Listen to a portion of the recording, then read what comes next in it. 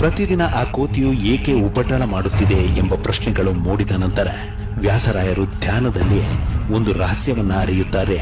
ಆ ರಹಸ್ಯವೇ ಪ್ರತಿದಿನ ಬಂದು ಕಾಟ ಕೊಡುತ್ತಿರುವ ಕೋತಿಯು ಸಾಕ್ಷಾತ್ ಹನುಮರೆಂಬುದು.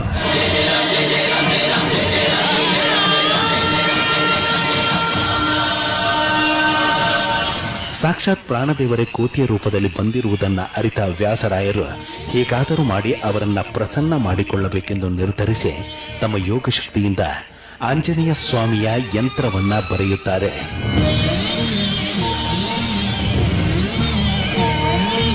ಆಂಜನೇಯ ಸ್ವಾಮಿಯ ಜಪದೊಂದಿಗೆ ಆಂಜನೇಯ ಸ್ವಾಮಿಯ ಯಂತ್ರವನ್ನ ಬರೆದ ನಂತರ ಒಂದು ಅಚ್ಚರಿ ಎದುರಾಗುತ್ತೆ. ಕಾಟವನ್ನ ಕೊಡುತ್ತಿದ್ದ ಕೋತಿಯು ಹನುಮ ರೂಪವನ್ನ ತಳೆದದ್ದು. ಆ ಹನುಮರು ಬಂದು ಯಂತ್ರದೊಳಗೆ ಯೋಗ ಮುದ್ರೆಯಲ್ಲಿ ಕುಳಿತದ್ದು.